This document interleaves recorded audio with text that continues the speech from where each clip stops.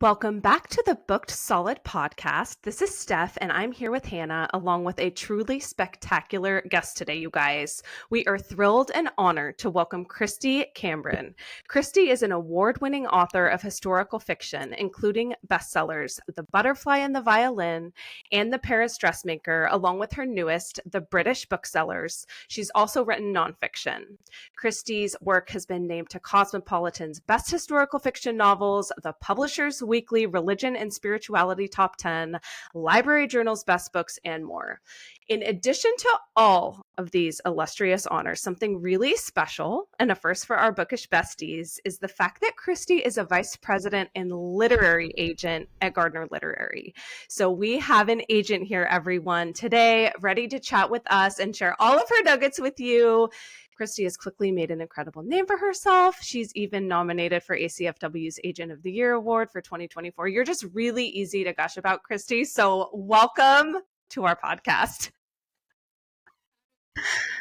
Sounded so sweet. I'm just glad. Oh my goodness. Well, I feel like your name came up so quickly when we started this podcast. To me, you really exemplify what the Booked Solid woman is, and our heart behind this is to just find women who share our heart and our mind and our passion and our drive and our faith, and you are all of those things. So it's fun that you do it all, and we're just honored to call you my friend and a colleague and guest today. Absolutely. Yeah. It's such an honor to be here. I have listened to the podcast. I'm a fan, fangirling over here. So Thank you.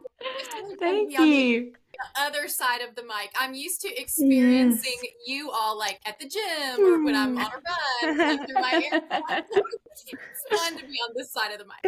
We're so excited to have you. I know a lot of our listeners are like, oh my gosh, an agent, like we finally get to hear and kind of pull back the curtain. So I think we're really excited to get to do that. And like Stephanie said, this is our first of many. So we're hopefully of many. So we're excited that you get to kind of be here and share both sides of the coin, because I know a lot of people are like, so the querying world and agent world is veiled in secrecy to some. So it's like, finally we get to kind of talk about both sides. So we're excited.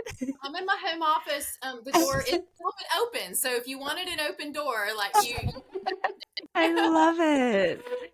Well, we thought we would start off on the author side and then shift to the agent side. And I am fresh. I finished about a week ago, The British Booksellers. And Kristy, I just adored this book. I loved the setting. I loved the characters. It was just magical. Anytime there's a bookish book storyline, I'm all in. I was getting a little bit of that you've got male rivalry energy, and then there's the historical fiction, there's the heartache, there's the second chance romance. I loved it so much. So can you tell us a little bit about this book in your words, as well as the inspiration behind it?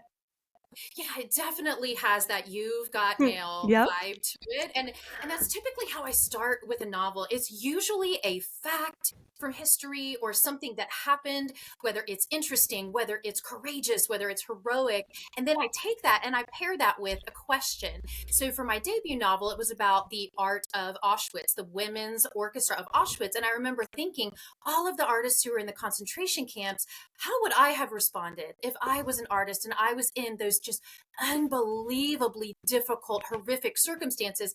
And that's where the story kind of started from. So for this one, The British Booksellers, and for those of you watching, I'm holding it up.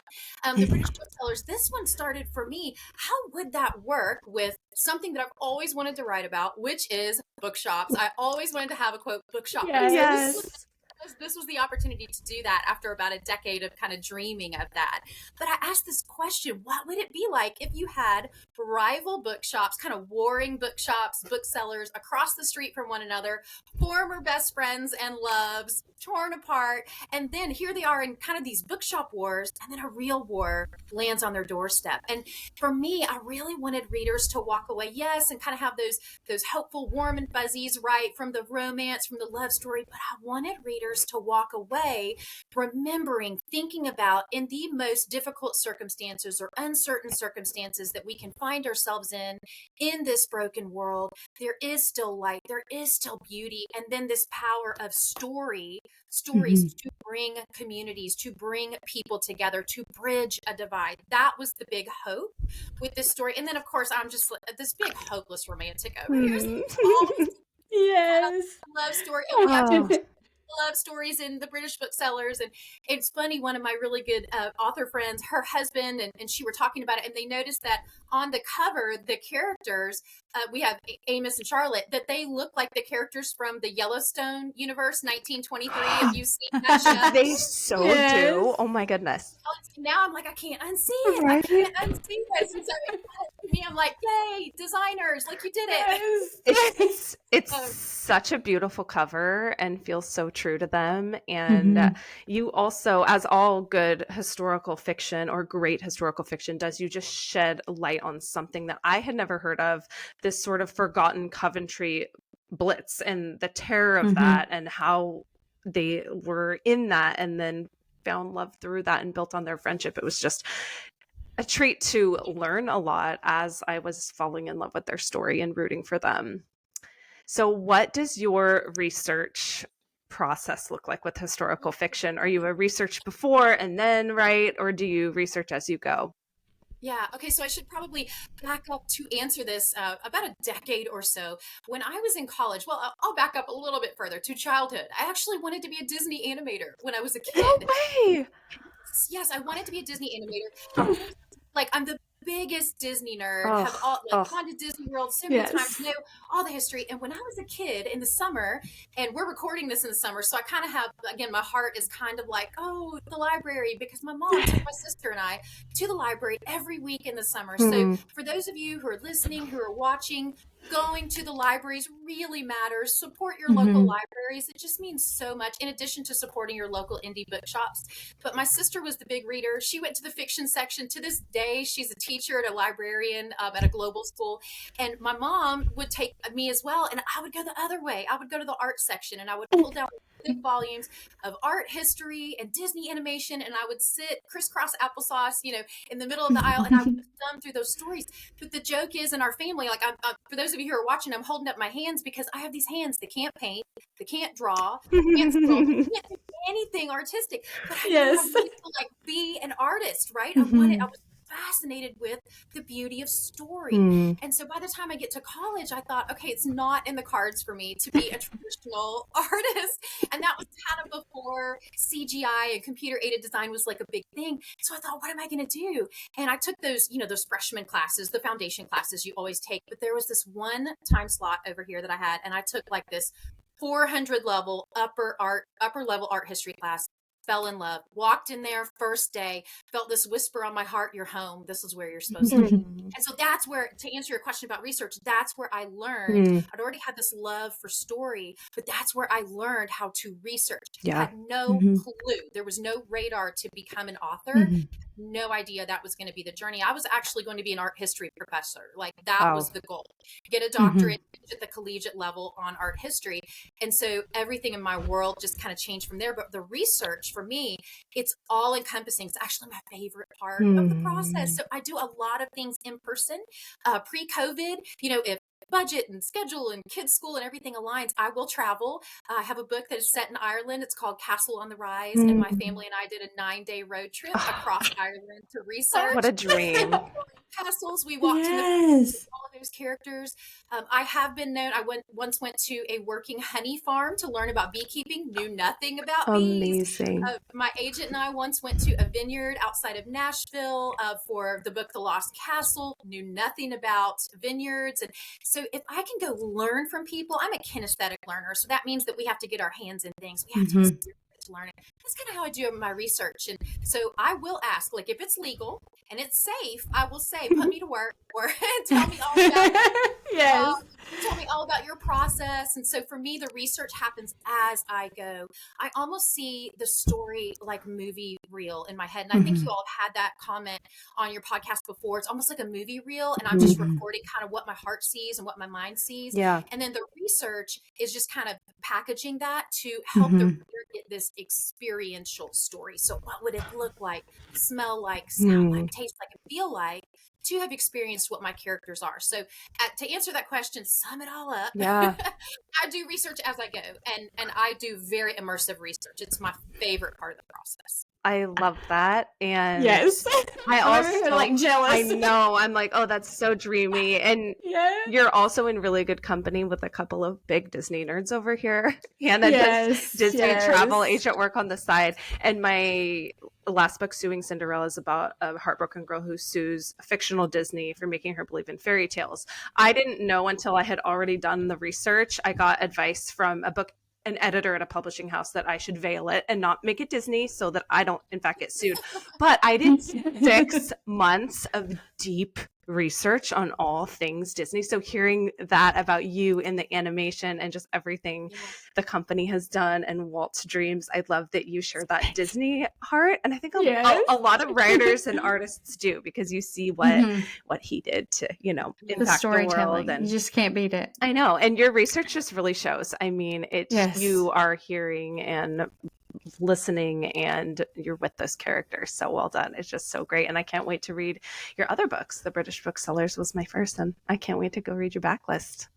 Yeah, and I'm excited. My next novel comes out in August of 2025. It's called The French Kitchen. And just to give you just a little insight, just turned it in. Like, we're editing right now. But yeah, I'm super excited. It's actually set in part in 1950s Paris. So post-war. I've never written a bookstore before. And I'm super excited because it deep dives into the life of Julia Child. If you know, French chef from the 1960s series.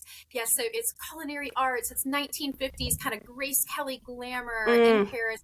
And there's a split time story that goes back to World War II, because Julia Child actually had a, quote, spy backstory. She worked for the American OSS during World War II, which was the precursor to the CIA. So it's about female spies, strong female characters, and that split time between World War II and post-war. And I am so excited. I had such a blast. My goodness, I can't wait. Oh my gosh. Yes. Well, I'm a sucker for World War II. And Stephanie and I were talking about our comfort reads the other day, and Stephanie's are thrillers. And I was like, give me World War II, heroin, Auschwitz, all the things. And I was like, okay, when I say it, it sounds a little disturbed. But like that, those stories, the storytelling that comes out of all of those stories for authors, you just can't beat it. It's so good. Totally. So good. So I can't wait. So we have a year to go, but we're all up for that story, and my editor is brilliant, and it's in her hands right now. So yeah, on we go. Wonderful. Yes, so we would love to hear about how you got here. I think you gave us a little bit of backstory with your story about college and things like that, but we would just love to know, like you said, being an author was not on your radar then. So we would love to know what led you to where you are today, being a best-selling author and vice president and all the things. So what was kind of your path? Because obviously it kind of diverged a little bit unexpectedly. So we'd love to hear more about that. It sure did. And, I'm really sensitive to this question. I love this question because I know you have so many aspiring authors, writers who are listeners, who are engaging with the guest on your show. And I always try to be sensitive to that and remember that. Remember what the journey was like for our family. So for me, we kind of joke about this. For me, this was the lottery dream, right? If I won the lottery, I would. And then here it was. I would be an author. Like, that would be the dream. And, I do say I had a really great job in corporate America. I worked for a Fortune 100 corporation. I was a traveling trainer, had a really secure, great salary, wonderful work family, work I enjoyed. I could have stayed there for, 30, 35 years and really enjoyed my career. But I had this kind of heartbeat, this kind of thump on my heart. And it was for story. Like I told you when I was young, it was that storytelling. And so I would kind of write on the side and things like that. And I know we're going to talk a little bit about the industry and when you are querying and when you're pitching to agents and things like that. And I just remember thinking, I'm just going to write over here and just enjoy it because I'm never going to do anything with this. Like, it was a hobby at that time. I never thought that this could actually happen. And it wasn't until I had a very non-traditional college experience. Just to sum it up, my husband and I met and married very young, and we didn't want school debt. So we paid cash every semester. And I went to school for 13 years to get my degree. Through I worked pregnancies with our older boys, while I was working full-time in corporate America. It just really mattered to us that we just did it in a way that was going to work for us. And so we already had 3 children by the time I graduated in college, and already had a career. I had a fantastic career, but that heartbeat was still on my heart. And so as soon as I graduated with my undergrad degree, I applied to the master's program. I already said I wanted to be a college professor. I was accepted and I was going to go. And then all of a sudden it was like that heartbeat, and I just kind of felt that whisper, that God had something else for me. And so it was, okay, I'm going to try for publication. I want to reiterate here, I knew nothing. I knew no one. I had no social media. I had no website. I had nothing but a little heartbeat on my heart, a little flutter.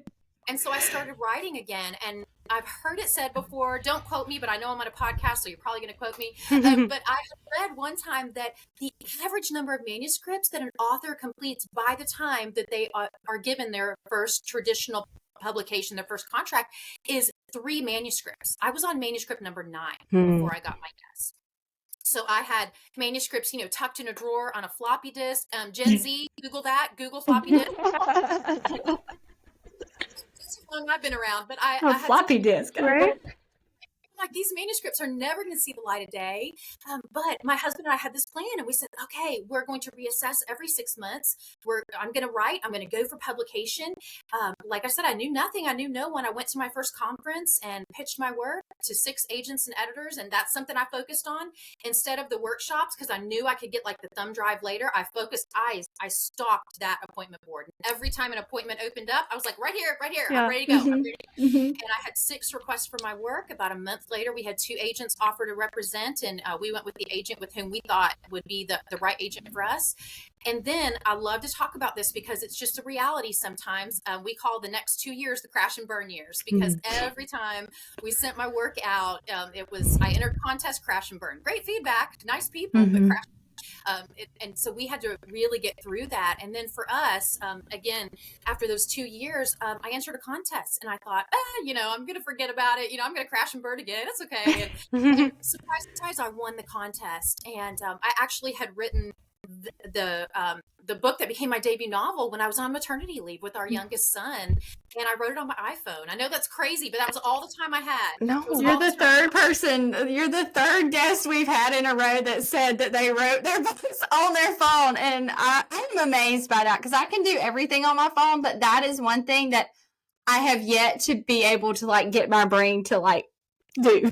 It's funny. I'm impressed. I started writing a little bit on my phone since one of our guests first said that, and I'm tiptoeing, but sometimes I can get out a really great scene on my phone. If I'm like, I have 20 minutes right now, am I going to scroll mindlessly? Am I going to read, or can I get that scene out? So, and it's also really sweet how that passion and that inspiration has found so many of our guests in those tender motherhood moments. You're up nursing, you're home, you're figuring it out, you're changing, your baby's with you. It's really sweet. So I love that tidbit. That sweet bond. I had learned to write chapters on my phone when I was in airports, flying to my job, or long elevator rides. I'd be in the back of the elevator going all the way up to the top of the skyscraper, and I'm back here waiting for meetings to start. Seeing my phone, and they knew I wasn't scrolling or on social media. They were like, "You're writing, aren't you?" I was like, "Yep, I gotta get this chapter done before this meeting."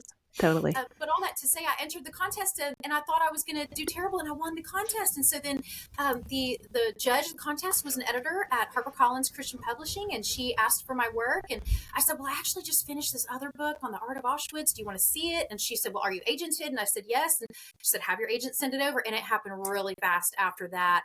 And so, it was just really exciting. She's still my editor at HarperCollins. We're working on novels 11 and 12 together. Amazing. And so it was just an amazing journey for that. love that someone like you at your level can share that story of the marathon. I mean, there's so many of these stories, and it's so easy to look at someone who it seems to have won the lottery, but sometimes the story behind the lottery is just so much blood, sweat, and tears, and just the years. And I think a lot of people don't realize too. It's newer to me, I would say. In the last couple of years, I realized that just even signing with an agent, well, okay, that's a huge milestone, but then you got to sell your work. So it's the long haul, and thank you for sharing that with us. Yeah. And it's happening so fast for so many younger, like millennial and Gen Z, whatever you want to call them, younger authors that are getting found on social media and things like that. It's happening so fast for them. And I mean, I'm one of those stories too, but it's just happening so fast that you often can forget, like there's people that have been in this for years, and it's not always this overnight sensation type feeling. Sometimes it's, my agent reminds me all the time, it's a marathon, not a sprint. And so I'm like, that is true. So it's a beautiful reminder. And that's actually been around for years. I remember years ago going to a conference, and I have a friend who got signed with an agent and then got a publisher on 8 chapters. 8 chapters. Like first time, first manuscript, first idea, boom, they're signed. And then I have another author friend, 10 years of working and learning and trying again and succeeding and then trying again, and 10 years. So every story is going to be different. I think sometimes when it's right in front of us on social media, that can get amplified, and we can see, oh, that person had that quote overnight success, but we know behind the scenes it's never overnight success, but it can look like it. But it's actually been that thing that has been happening, that cycle, if you will, has been happening for a long time. And I think one of the things that I love about being both an author and an agent is the ability to encourage both my authors who are my clients and encourage coaching clients and just friends, just industry people. This is a tight-knit industry, and we support each other, and we're friends. And so when you do meet a friend out there, to just get to give back some encouragement, like, just keep going, girl, keep going, keep that race and just keep going, and you will get there. I've seen that more often than not. When people just have the resilience and they keep going, they often succeed. Such valuable encouragement. Yes. And I would love to move into you and your step to becoming an agent. And I also just wanted to share that I just signed with an agent, and I just wanted to say about Kristy that it was really timing. It didn't align for us, but I wanted to share why Kristy was one of my top 3 dream agents, because I have been on my own marathon since 2020, querying, writing, self-publishing, winning a contest, being in front of editors, like such a journey that we're going to share on a whole episode. But over that time, I also had a bad experience with an agent.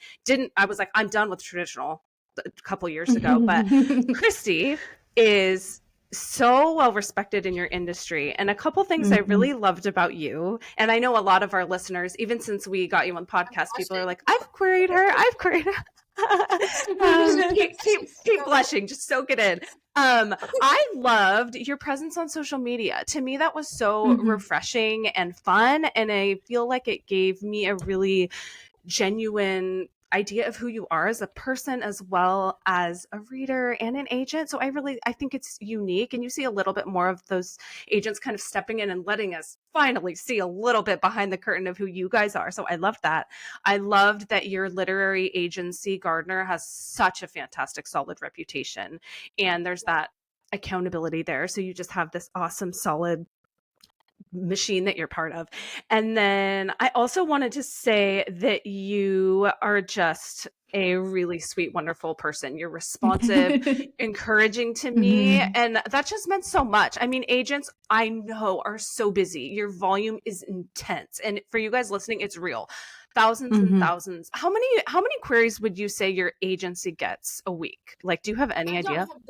I don't have the specific number on that. If we had our director on who helps with all the intake, but it is literally hundreds and hundreds and hundreds. And I can't even tell you how many times I also receive direct messages through my Instagram, through LinkedIn, and things like that. And we try to gently ask everyone to please go ahead and submit, through our submission guidelines through our website, because we use Query Tracker, and it's just really helpful for us. As you said, we have such a huge amount of volume coming in, Query Tracker and the Query Manager, that allows us to be able to then process and see, okay, the things that are coming in, sometimes authors make mistakes, right? They might submit something that's a genre that we don't represent. Yeah. They may, they may have had some information. Maybe we used to, for example, we used to represent young adult and young adult fetus. We are not currently acquiring for young adult. And so someone may have seen something online thinking, oh, they acquire for young adult. And for us, just huge volume that's coming in, we have to have a way to be able to see, can we help this author, right? Absolutely. Can we serve this author, and would we be a good pairing? Yeah. And that type of process works for us to be able to do that. Yeah, absolutely. So I don't have a number, but it's intense. You guys do so much. Your job is so involved. And also when you think about what your job is, you are finding the next great authors. Like there's so much responsibility there. So I love that you are an agent now, and I just appreciate how kind and responsive and encouraging you were. This is more of a Stephanie thing, but I loved seeing that you read everything, Christian and non-Christian, as a Christian woman and an author. And I'm always trying to find that like sweet spot of where sort of my voice and faith and art and all of that intersects. And I liked seeing that you love everything from Jane Eyre and you'll read Emily Henry. To me, I was like, oh, if she can like read everything, I think we would jive. And I'm just so happy to call you a friend. So just listeners, I know a lot of you have queried Kristy before, but those are some things that set you apart. And I would love to know what led you to take that step. You're an author, you're on this path. What first was that spark of, oh, maybe I could be an agent myself? Yeah, I love that question because that gives me the opportunity to brag a little bit about my own agent. Yeah. Is also our company president and CEO, Rochelle Gardner. So interesting, my first two books, Rochelle was actually my line agent or line editor, excuse me, line editor, my first two books. And I remember thinking, we worked so well together in this editorial capacity. And I was like, I just can't not work with her. So once I stepped away from my first agency, wonderful agency, but I stepped away from them because I was like, this is the person, this is the agent, this is the partnership that I want. And so I took a chance and I took a risk and I walked away. And then when I was able to then speak with her and approach her on that day that I was able to, I said, I would love to know, would you represent me? And she said, yeah, she signed me the very next day. And so we have worked together now as client and agent well over 10 years. Wow. And so when she started her own agency, and I've always valued the diversity that she has, both in the work that she represents and in the authors that she represents and the voices. That's something that's really important to us, and how she champions women, and both in the content of books and also in the authors that she represents. I just loved all of that. And so we don't get to see each other all the time because I'm in Southern Indiana, right by Kentucky. So that's why I'll sound a little Southern sometimes. And Rochelle is in Colorado. And so when we do see each other, at a conference, we got together at a conference. We were out to dinner. My husband and boys were in town in Nashville with me. And so I went out to dinner with Rochelle, and she said, well, I have a question. I'd like to ask you to be an agent in my agency. And my jaw dropped, and I thought, is this really happening? And I wanted to say yes. Like I wanted to say yes right away. And I thought, no, I need to, my husband's on this journey. I'm really, really, I'm open about always saying, keep your dream defenders close, right? Keep your people close. And so I've had all these dream defenders, and my husband and my family. So I went back and I asked my husband and said, yeah, I think I want to do this. Next day, same thing. Next day, that's a so I said, yes, I would love to do this.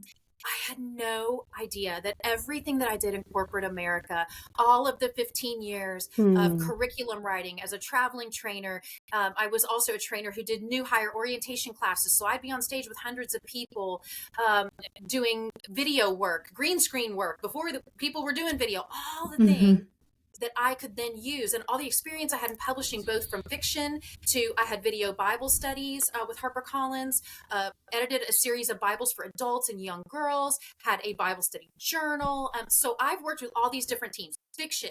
I also have a nonfiction anthology that I contributed to. So I have fiction, gift book, Bibles, Bible studies. I mean, all these different areas of professional expertise pouring knowledge into me. And then all of a sudden I get to then have this remarkable position to build someone else up. It's interesting that you even asked this question, because I was speaking with a client this morning and we were talking about that, how humbling it is, how beautiful it is. I had no idea what I was walking into and how it was going to feed my heart to Mm-hmm. literally just walk into a room and you are outward facing. You are focused on someone else other than yourself. And like I said, it's both humbling and beautiful. And these doors of knowledge to the industry just started flying open. And I was like, more, because I love publishing and I love the people in this industry and I love the Lord. And so all those things kind of came together, and it just is a really humbling position to be in, to have someone say, I entrust my heart. Remember that lottery dream I said? I entrust my lottery dream. I'm going to tear up. I entrust my lottery dream to you. I entrust this partnership, the most important professional decision I will probably make. I entrust it to you. And we're going to roll up our sleeves. My sleeves are rolled up, friends. We're going to roll.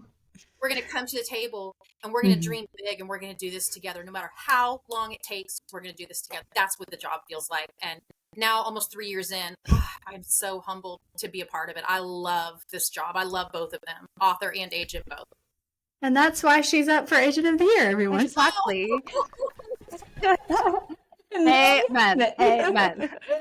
I know. I'm so excited to meet you in person, Hannah, and we'll both be there. It's my first ACFW conference and my first time to New Orleans. It's just going to be so much fun, and all of that is just so refreshing. And to hear an agent, you hear a lot, and you know, listen, there are people in every industry who are anything, tired, unhappy. They might not share our faith. They're just, people can have a sour taste in any business, but there's so many fantastic agents out there, you guys. There really are. And Kristy, you are one of them. And it's also really refreshing. I don't think anyone had ever even said it to me until we exchanged some emails, and that encouragement to, this is a decision for you and your family. That was like, oh yes, like I know that, and we know that in our hearts, but like, this is like a family decision and it affects your life. Like you said, this is really the rest of your life. Definitely. And you really need to be aligned with someone who's just going to dream with you as big as you, if not bigger, and it's just really special. So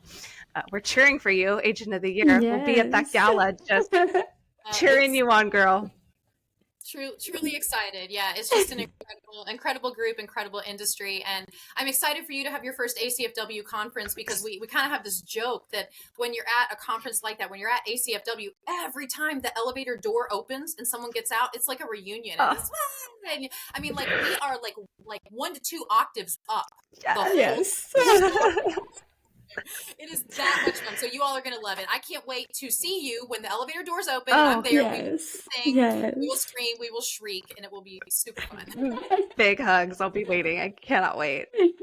Yes, I'm excited. It's weird making all your internet friends, like realizing that they're like real life out there somewhere. So it's really, it's exciting. So Steph and I are prepared to like break the windows with our suites when we finally get to see each other. California to Alabama, just like, it's going to be so exciting. Well, since we're on the topic of your agency and things like that, we would just love to know your thoughts on the query process, because there's a lot of noise out there surrounding the query process. And we would love to know from the perspective of an author, but as well as an agent, just if you think the process of querying is still effective, essentially, with the landscape of social media and TikTok and these books that are book ideas that are going viral and all these different ways to be noticed. If you think that it is still the best way to matchmake between an agent and a client. Yeah, and I love this question because it is out there so much, you know. After we exchanged some emails, and you know, I actually enjoy spending some time on Threads, and I'm a little bit more of a lurker, you know, but I enjoy seeing what people are talking about. And very often when I'm out on Twitter X, you know, I will look up, this is just something for everyone who's querying to be aware of. I enjoy looking up #amquerying. And if you put a query out there and I happen to be online, you know, late on a Saturday night and I'm just looking around, I might see your pitch. I might see your query. I mean, and I follow that type of thing on Instagram. So I've seen this out there.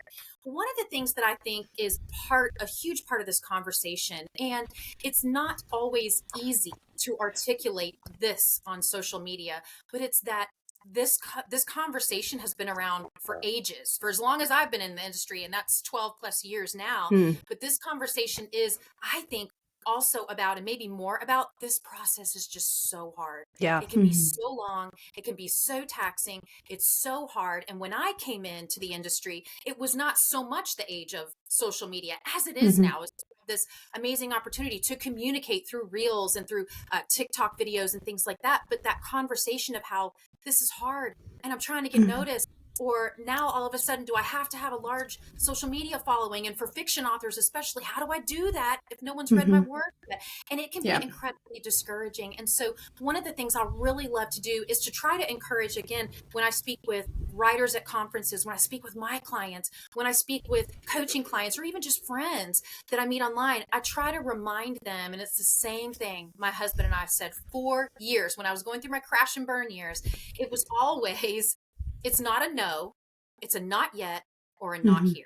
And we were going to keep going through that. So every time we got a pass, it wasn't, oh, this is a no, this is forever. It's a not yet or a not here. And sometimes timing comes into play, industry comes into play, all of these outside factors that we can't control as writers. I'm speaking as an author right now, as a writer. And I went through this process of sending out the queries and hearing nothing back, or maybe getting a form letter back. And you thought, oh, I did, if I could just hear, what did I do wrong? What did I do wrong? Just tell me, what did I do? And I'll take that feedback and I'll change it, and I'll, I'll read things. It's right there on the edge. And I have to tell people, I have to encourage people, that's where part of this resilience comes in. That's where part of this, you have to love story first. You have to really love it to be able to withstand the highs and the lows, because even when you're a published author, you ladies understand this too.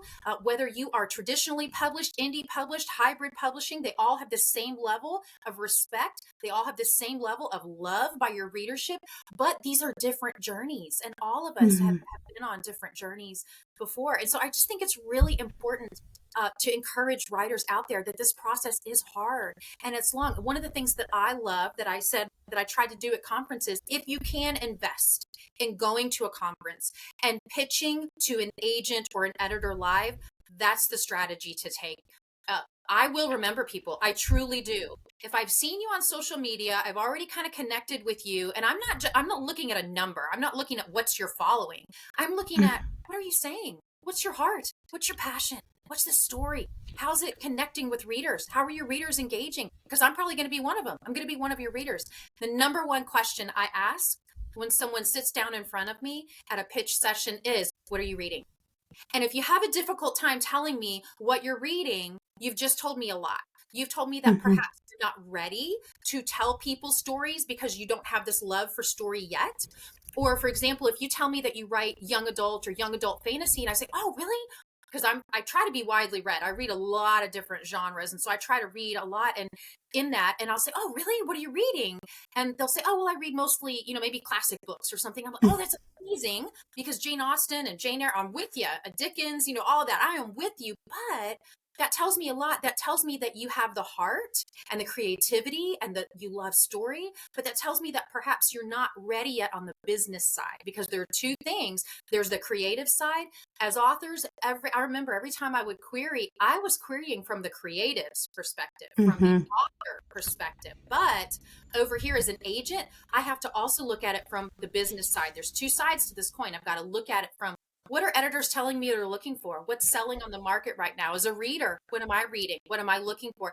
And so probably the two biggest things, if you all are listening and you're aspiring authors and you're querying, the two biggest questions I ask myself when I'm reading a query. Number one is, do I love it? Do I love what I'm reading? Especially for fiction.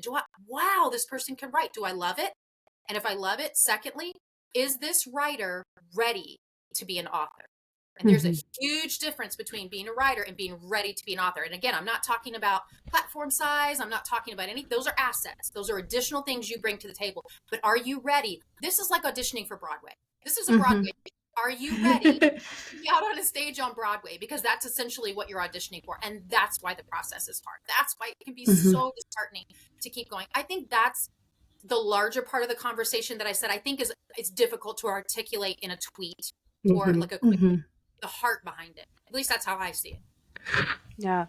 I also lurk on threads. I say that all the time. I still have not posted a single thread, y'all, but I love to see the conversations people are having. And I wish I took a screenshot because an agent last week, I think it was, opened to ask me anything. And they were asking her these sorts of questions. And her advice was similar to what you're saying. She just said, do everything you can to get out of the slush pile. And what I mean by that is go to conferences, like show your face, like just do whatever you can to just take that little step. I also love what you said about not being ready, because I think all three of us now, we're all at very different places right now. Certainly, Kristy, you're a decade plus ahead of us. Hannah is working on her book, has the deal. I just signed with an agent. But we can look back, and I know for sure I can look back and be like, oh my gosh, I thought I was so ready in 2020 to like, let's go. I wasn't ready. And God knew that. He had my path. And for me, indie publishing twice and learning all that I've learned about building a readership. Huge for me, I know now, was what it feels like to put your artwork out there and receive feedback, the great and the bad. Like how as human beings are we going to handle that? That's a huge part of being an artist and a writer that I think a lot of people, myself included, maybe weren't. You don't know how that's going to feel until you're in it to like handle it all, right? And I think at the end of the day, learning to not let any of that affect your core and who you are, but keeping your worth aligned with the Lord has been something huge. So I think that's another thing too, is we all have different timing and we all have different journeys, and that can be so hard along the way. But yeah, that's really fascinating. I'm reminded often by my agent, and I remind my clients as well, there is one thing that we can control in this process, and that is writing the best book that you can. That's what we can control. And then there's so much that we are unable to control. I remember my very first conference here, I went and I pitched my work, and all of my stories were set in Europe. And at the time, I think it was like 2010, 2011, and everyone I talked to, we're not really looking for Europe right now.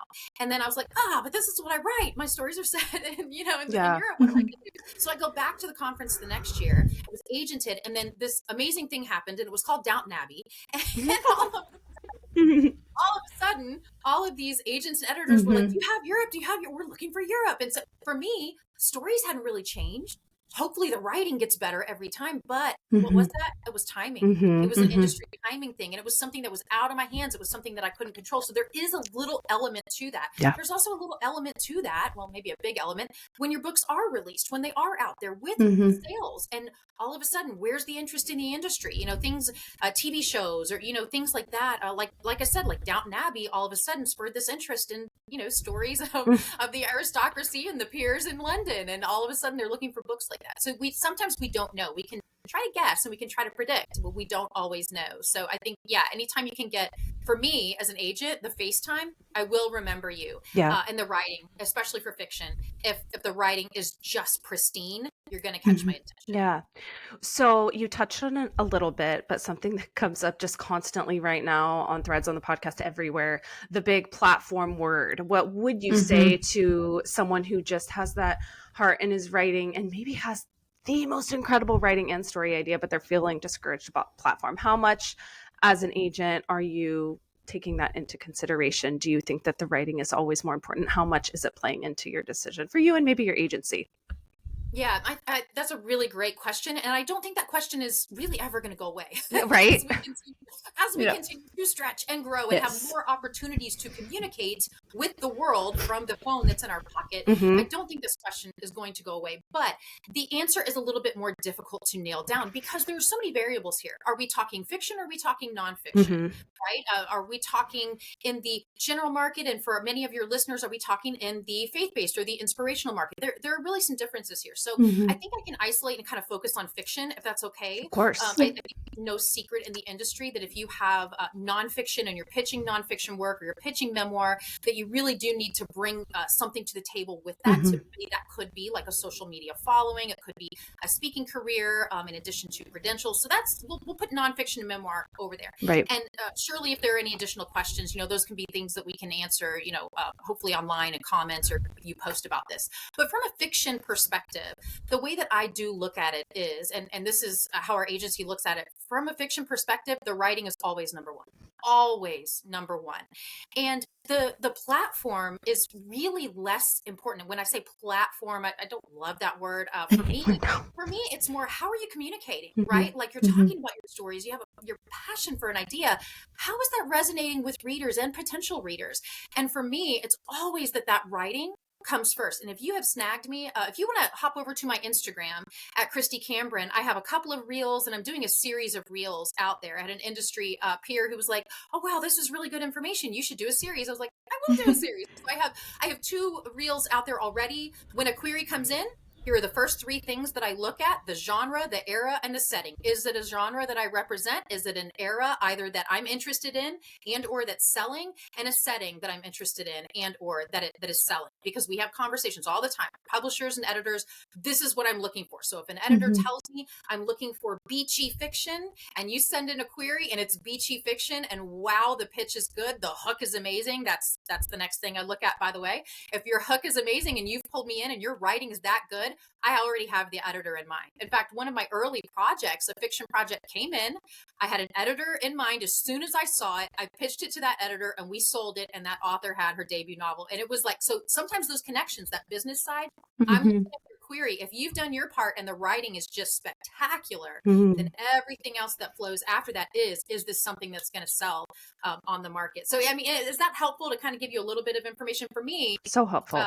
Yeah, definitely. I can attest to that too, because like my journey to traditional publishing was kind of out of the box and out of the ordinary, and so I can definitely attest to that, because I wrote this whole book, I queried, I got my agent, all that, and then we pitch it and it's not what we're looking for. But if she can write this, then, if she wrote this, then surely she can swap to this genre, give it more of this, and yeah, we'll do it then. And that kind of threw me as an author, because I was like, I wrote this whole book though. But I think that just attests to an agent and an editor and the connections that they have, like you mentioned, and really having an agent that knows what you're capable of, even though you're kind of questioning, am I capable of this? But definitely, like what you said, what's selling, what are they wanting, and the timing of things definitely comes into play more than I think your querying author or aspiring author really realizes. It's like, well, I wrote this good book, it should be, just automatically be. Yeah. But that's not quite the case.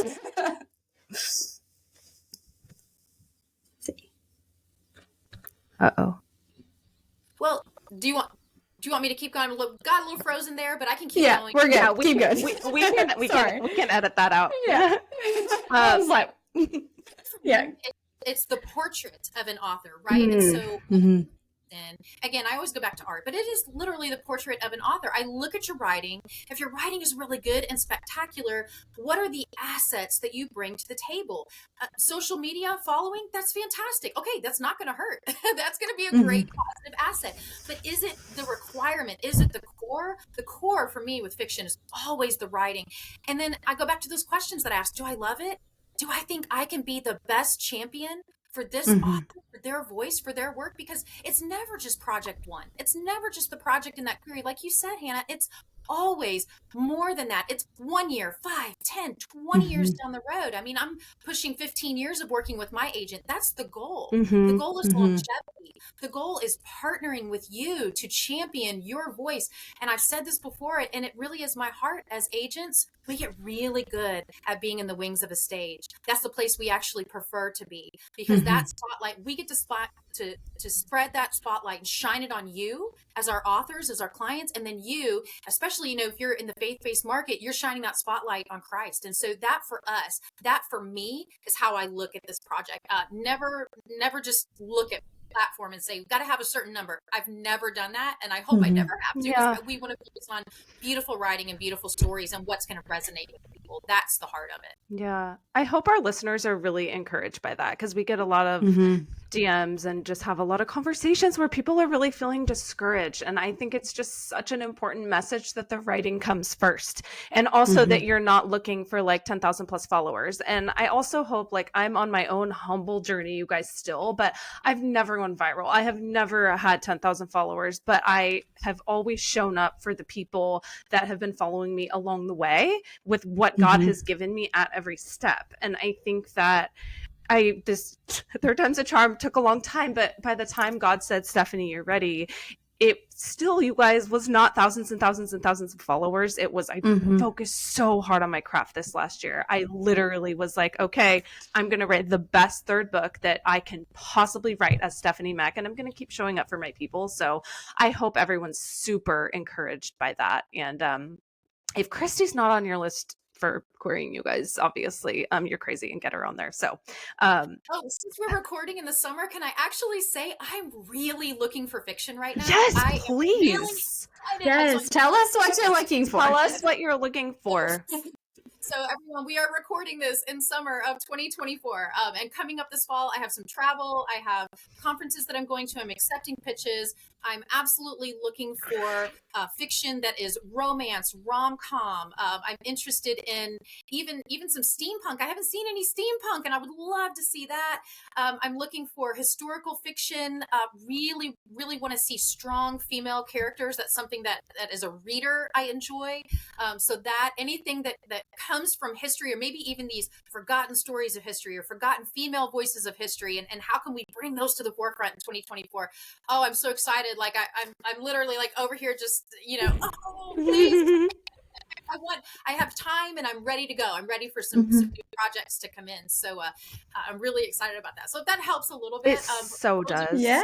I also want to just vouch for the series she's talking about, you guys. Her reels are amazing and so informative. If I had those reels when I first started out, it's just like a Cliff's Notes, entertaining, beautiful nugget of information you need if you're starting on this journey, because sometimes it's just hard. You got to dig, and we all have to do our query homework, but you've just really outlined it in such a fun, clear way. So thank you. Keep it up. And guys, definitely. And if I can encourage your listeners as well, if most of the time I spend my time on Instagram. So if you head over to Instagram or Bookstagram and you drop a comment out there, a public comment, that's really me out there. I'm probably going to see it. So if you have a question, I've been known to answer pretty much every comment that comes in and every question. So please feel free. If you've got questions about this business, just like we're talking right now, I think you'll find, and I know that Stephanie and Hannah, both of you have found as well, that people care in this industry, and we're all in this together. And I haven't seen like this ultra competitive spirit. All I've seen is collaboration, and authors are friends, and editors are for you, and agents are for you. We actually want to see you succeed. We want to give you a yes. And so I think, just fostering that community and asking the questions out there, it's a great way to get the answers that you're looking for. Yes, we have all had people who helped us, and we still need help all the time, and we can all learn from each other. So please, we would love to ask you a little bit about the current market. And I know you said, and clearly it's different for the faith market versus mainstream, but what are some key trends or maybe shifts you're observing in the Christian publishing space specifically, and or maybe the general market as well? What are you seeing right now? Yeah. And I think it's what we're seeing, but it's also what we're hearing, right? What we're hearing from readers, what we're hearing from readerships. I think also as a reader, what we are experiencing, what we keep hearing about is that people readers are resonating with stories of hope, stories of light. And I think regardless of where you are listening, what country in the world you are listening to this from, I think that we can all say that there are some heavy feelings, some things that are happening around the world right now. And it seems like as readers, and I know for me, we're looking for those stories of hope. We're looking for these stories of resilience. We're looking for stories that foster in us sometimes entertainment, sometimes an escape. Sometimes things like that. We're also seeing on the nonfiction side, if we have any nonfiction listeners, and we're hearing that publishers and readers alike are looking for kind of getting back to basics with some things, like some practical tips and practical books, maybe on prayer and spirituality and things like that. And then it's interesting to see some trends that we're already seeing in fiction. It's interesting in years past. I haven't seen, and we haven't seen that many stories that are truly set in, example, like the 1950s, or some different eras, or some different locations like the 1970s, or stories that are in the 1980s, or, at different locations around the world, from like 1980s, Berlin, or, things like that, just different trends. We're starting to see more of that. And I think that is an example of, again, the writing is just really good, and readers are interested in a great story, no matter where it comes from. So I think those are things I always ask my authors. I'm never going to tell them what to write, right? Like I might say, oh, this is something that a publisher is looking for, but I'm never going to tell them what to write. If I have signed you, if I have extended an offer to represent you as your agent, that means I answered that question with Do I love it? And it was probably like screaming, yes, I have to represent this author. Like their writing is so amazing, or their idea is so amazing, or it's connecting with readers. And that's something that I always want the authors that I work with to remember, that you're the voice. You have the story. I am simply amplifying that. I'm the megaphone for that. So some of the trends that we're seeing, I think, again, it's just for hopefulness, stories that uplift. As we know, the last couple of years, and when we think going into this year, romance and rom-com, again, those feel good, HEA, the happily ever after, like those kinds of things are really resonating. And what we have seen, and we continue to see, again, are those strong female characters. Again, we see that in stories that are true to life, sometimes taken from like a biographical stance. You've got historical fiction that are based on true characters. I find that fascinating. I've written a book once on Mabel Ringling from the Ringling Brothers. And then, as I said, writing about female spies and Julia Child. If we as a reader can nail down who this person really was, and help us to do that through your writing, those are stories that are resonating with readers right now. So at least that's what we're seeing. You all can tell me what you think. You're readers as well. I know you read widely. Yeah.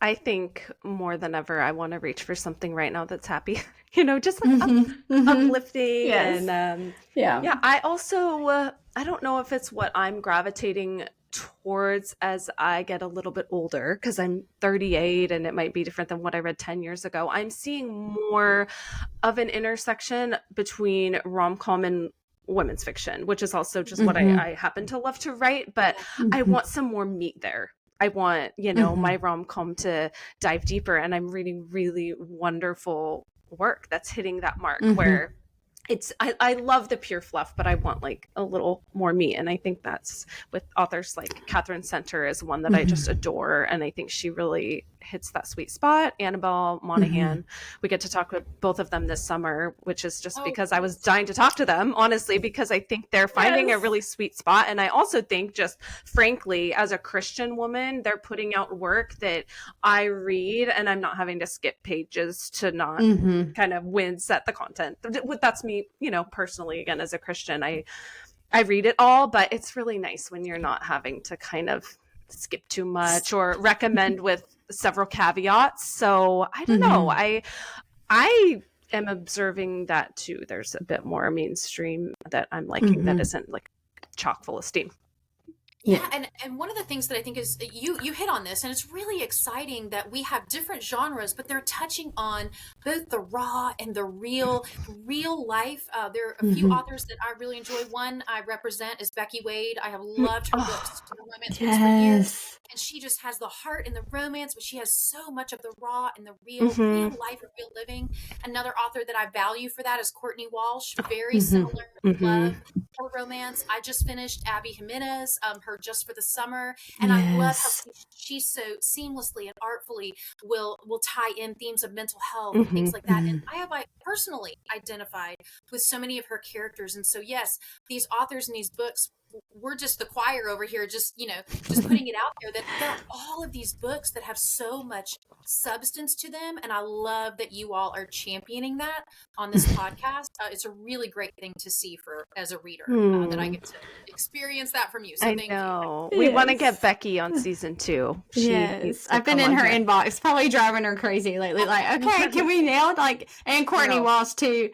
She also does theater, and so every time I messaged her a date, she's like, I've got a show that day. I'm like, oh, well, we'll just start figuring it out.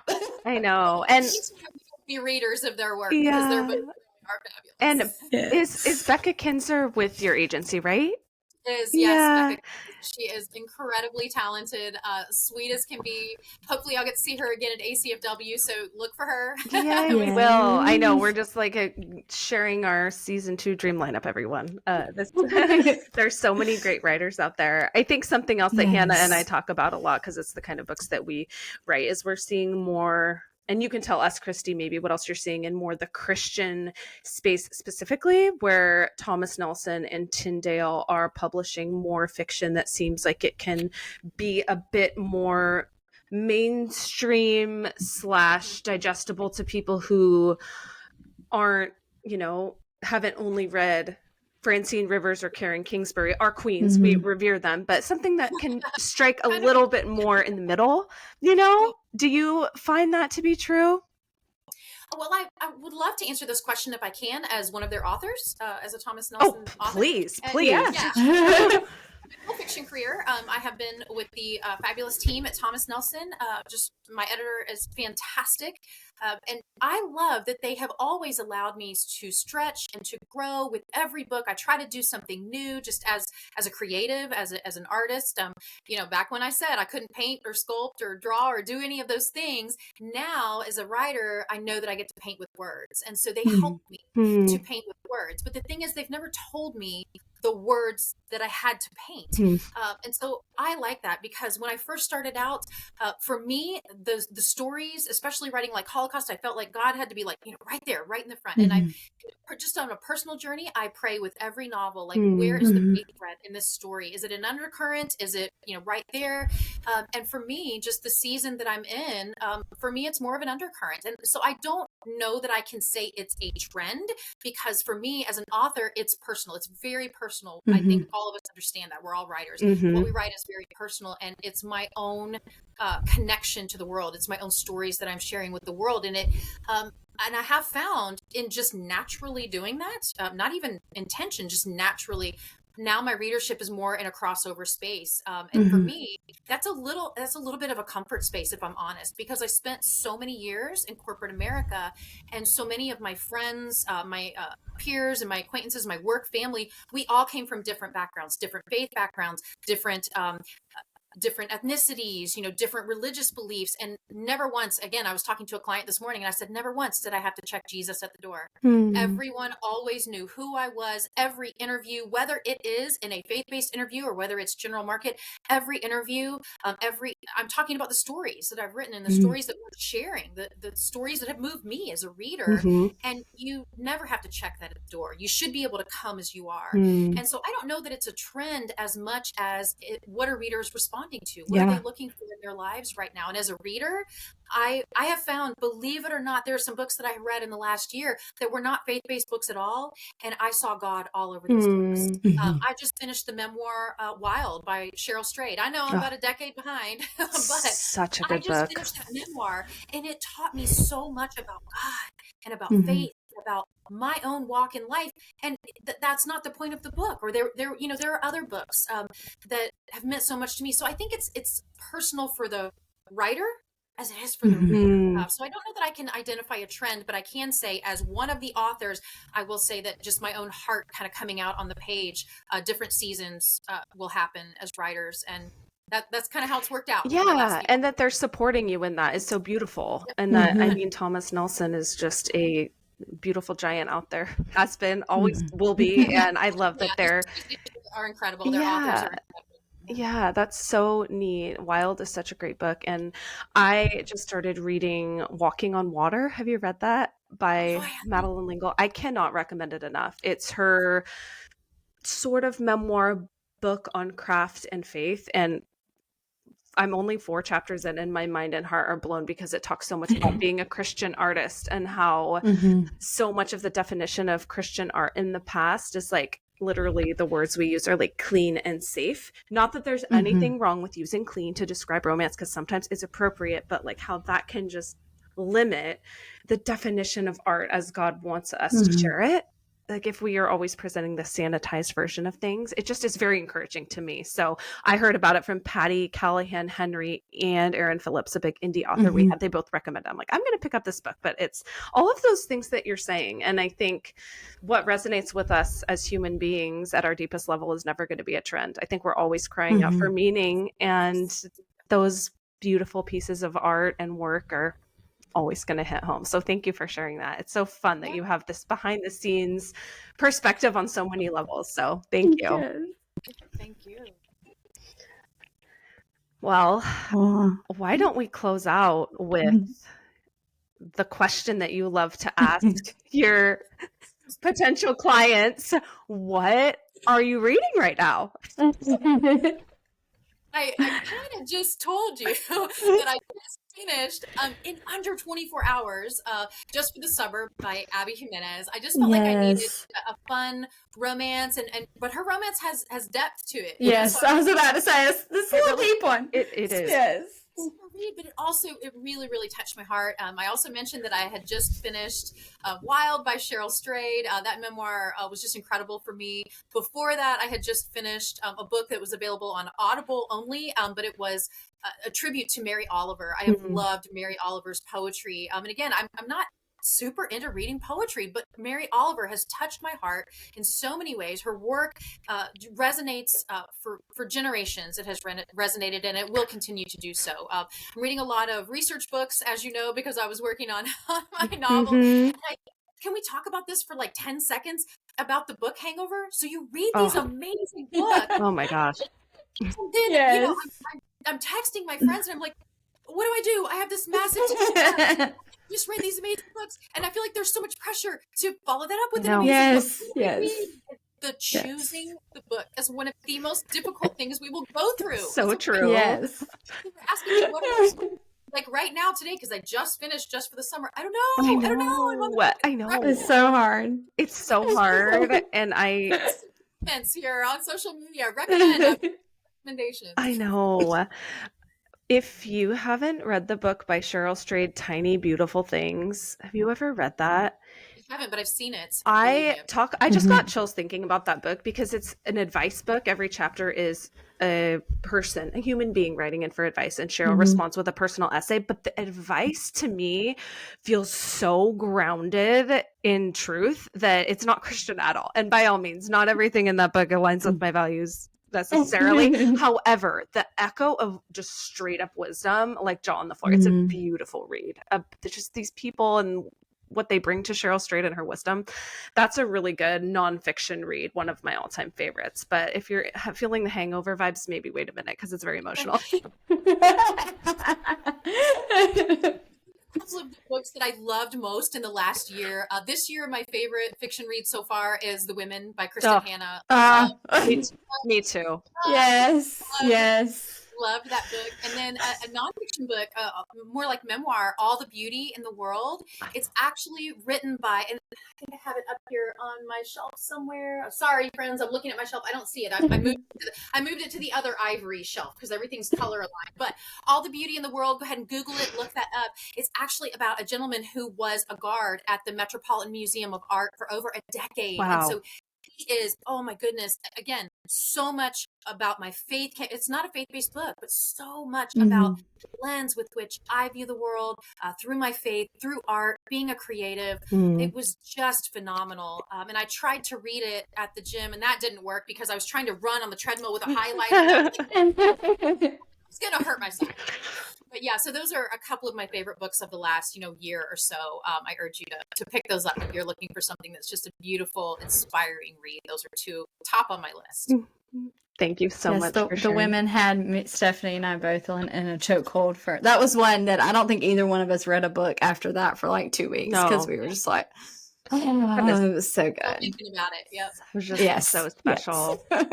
I will also vouch for The Summer of Yes by Courtney Walsh. It's delightful. Just a really sweet, happy read that goes deeper in all the ways, but it's really fun too. Yeah, and Memory Lane by Becky Wade. Listen to that one. Oh my goodness. Again, it was under like 24 hours. So good. Oh, I can't wait. Yeah, she has a second one that is in that series. And yeah, so really excited about that. So go ahead and pick that one up too. If you all need a good beach read for this summer, pick up these books that we're recommending. Yes, we will link them all in our show notes along with Kristy's books. And Kristy, we just can't thank you enough. This was just such a special, fun conversation. I can't wait to listen back because I want to be sure I'm remembering everything we touched on. And again, we'll link all the books we talked about. And you guys follow up with us in our DMs. Yes. Go to Kristy's Reels, ask her questions. She is truly very responsive. It's all her. She's a delight, and we're just so thankful. So tell us your Instagram handle just so everyone can find you in the right place. Yeah, it's at Kristy Cambron, KristyCambron, at Kristy Cambron. Or you could just Google me and all that'll pop up. It'll all pop up. And we're hiding out here. It's pretty easy to find us. Right. And everyone listening, it's not too late to sign up for the ACFW conference in September. You could come meet us. You could schedule an appointment with Kristy. So it's definitely something to think about. If you're serious about your writing journey, I think it is a phenomenal opportunity. So I say very quickly about ACFW, those kinds of things. I have actually had opportunities to talk to people in the hallway, talk about your book and your work. And I mean, it might be something I can ask for. I mean, that's how this happens. Like, agents are real people. We're authors too. Like, we're real people. And so even just getting that FaceTime, that opportunity just to hear about you and your work and what you do, you never know what can happen. So I look forward to seeing both of you there and all of the listeners. I can't wait to see you at conferences this fall. So can't wait. Thank you so much. And thank you all for listening to another one of our episodes. Follow up with us, drop a review, and keep in touch. Thanks for listening. Bye.